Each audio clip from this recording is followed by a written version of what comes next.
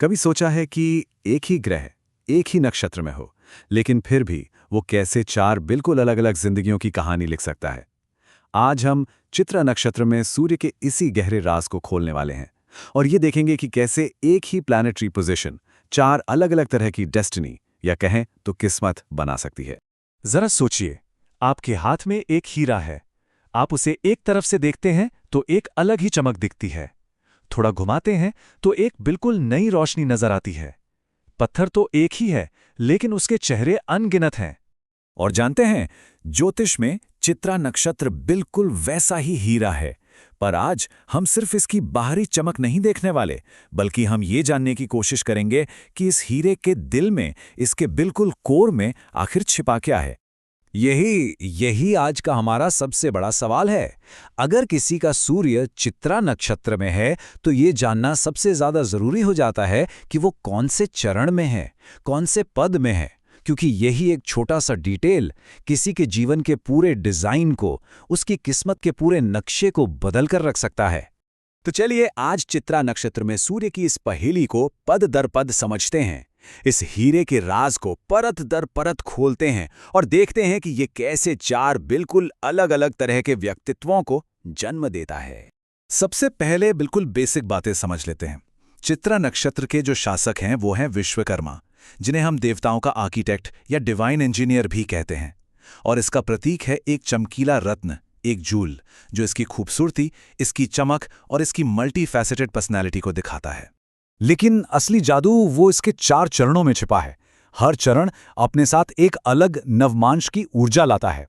इसे आप एक तरह की सटल एस्ट्रोलॉजिकल फ्लेवरिंग समझ सकते हैं। पहला चरण कन्या की ऊर्जा लाता है, दूसरा और तीसरा तुला की, और चौथा चरण वृश्चिक की।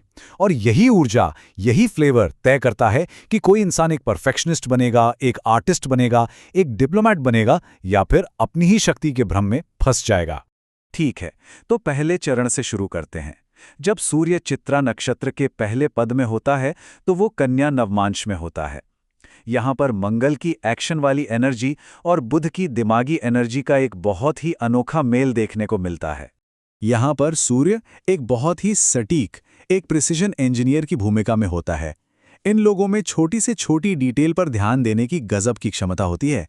मतलब कुछ भी इनकी नज़रों से बच नहीं सकता। इनकी क्रिएटिविटी सिर्फ कलात्मक नहीं होती, बल्कि बहुत एनालिटिकल होती है। परफेक्शन इनके लिए सिर्फ एक गोल नहीं, एक जुनून बन जाता है। और इनका दिमाग थोड़ा क्रिटिकल होता है, क्योंकि वो हमेशा हर चीज में सुधार की गुंजाइश खोजते रहते हैं। इस चरण का मूल मंत्र होता है, मैं इसे उत्तम बनाऊंगा, वरना बनाऊंगा ही नहीं। इनके लिए आधा अधूरा काम करना काम न करने से भी बदतर है। और यही इनकी सबसे बड़ी ताकत भी है, और कभी-कभी सबसे बड़ी चुनौती भी। इसी मानसिकता की वजह से ये लोग कुछ खास फील्ड्स में बहुत सफल होते हैं, जैसे कि सर्जरी, जहां परफेक्शन की बहुत ज़रूरत होती है। त्वचा विज्ञान और सौंदर्य शास्त्र यानी डर्मेटोलॉजी और एस्थेटिक्स के लिए तो ये एक बहुत ही मजबूत प्लेसमेंट है। टेक्निकल डिज़ाइन हो या ऐसे क्रिएटिव फील्ड्स जहां रिसर्च की ज़रूरत हो, वहां भी ये खूब चमकते हैं। लेकिन इनकी चुनौती क्या है? ओवर थिंकिंग, बहुत ज़्यादा सोचना, खुद की बहुत ज़्यादा आलोचना करना, और सिर्फ अपने काम में ही नहीं बल्कि दूसरों में भी सिर्फ खामियां ढूंढना। इनके लिए जिंदगी का सबसे बड़ा सबक यही सीखना है कि परफेक्शन से ज्यादा जरूरी है प्रोग्रेस करना, आगे बढ़ना। अब हम आगे बढ़ते हैं दूसरे और तीसरे चरण की ओर। ये दोनों ही तुला नवमांश की ऊर्जा को शेयर करते हैं, इसलिए यहाँ फोकस परफेक्शन से हटकर खूबसूरती और सोशल डायनामिक्स पर आ जाता है। दूसरे चरण में चित्रा का असली सौंदर्य कलाकार जागता है।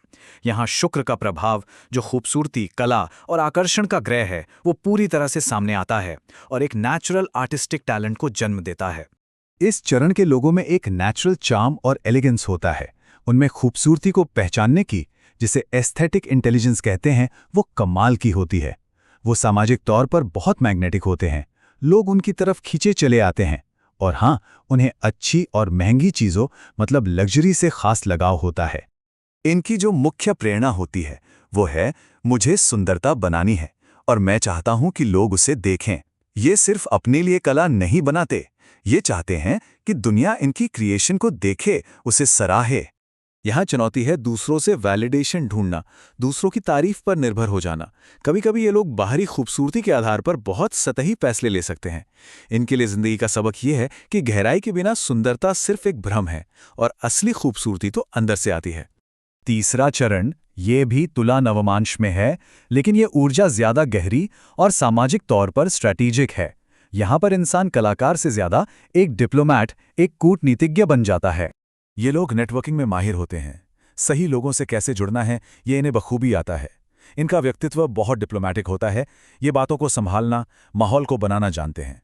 अपनी इमेज को कैसे मैनेज करना है इसमें ये एक्सपर्ट होते हैं। पब्लिक रिलेशंस के क्षेत्र में इनकी बहुत मजबूती होती है। इनकी चुनौती है लोगों को खुश करने की कोशिश में लग जाना, पीपल प्लीजिंग, जिसके कारण एक बनावटी पर्सनैलिटी बन सकती है।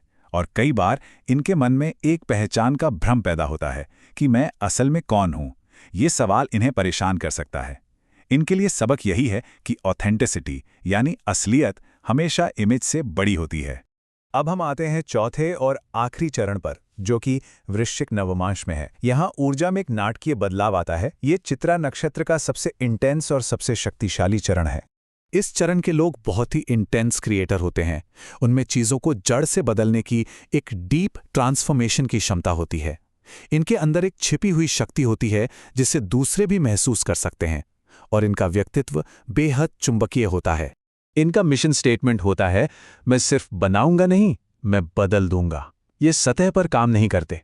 ये पूरे सिस्टम को, विचारों को और कभी-कभी तो खुद को भी पूरी तरह से बदलने की शक्ति रखते हैं। लेकिन इतनी शक्ति के साथ बड़ी चुनौतियां भी आती हैं। ईगो क्लैशेस, अहंकार का टकराव, हर चीज को कंट्रोल करने की कोशिश और बहुत ज्यादा इमोशनल उतार चढ़ाव इनकी समस्याएं हो सकती हैं। इनके लिए सबसे जरूरी सबक है अपनी शक्ति का सही और जिम्मेदारी से इस्तेमाल करना सीखना। तो देखिए, हमने 4 अलग-अलग तरह के व्यक्तित्व देखे जो सभी एक ही ग्रह स्थिति से पैदा हुए हैं। अब इन चारों को एक साथ रखकर देखते हैं कि चित्रा नक्षत्र का पूरा स्पेक्ट्रम आखिर दिखता कैसा है। एक ही चित्रा नक्षत्र, लेकिन 4 बिल्कुल अलग पहचान। पहला चरण है इंजीनियर, जिसका फोकस है परफेक्शन और डिटेल पर। दूसरा है कलाकार, जिसका फोकस है खूबसूरती और एस्थेटिक्स पर। तीसरा है डिप्लोमैट, जो प्रभाव और इमेज पर ध्यान देता है। और चौथा है ट्रांसफॉर्मर, जिसका फोकस शक्ति और परिवर्तन पर है। और सूर्य किसी भी इंसान की पहचान को उसी दिशा में ढाल देता है जिस चरण में वो मौजूद होता है। तो आखिर में चित्रा नक्षत्र में सूर्य होने का असली मतलब क्या है? इसका अंतिम सबक क्या है? देखिए, चित्रा नक्षत्र में सूर्य सृजन की, कुछ नया बनाने की अपार शक्ति देता है। लेकिन ये शक्ति एक परीक्षा के साथ आती है, और वो परीक्षा है भ्रम की, अहंकार की।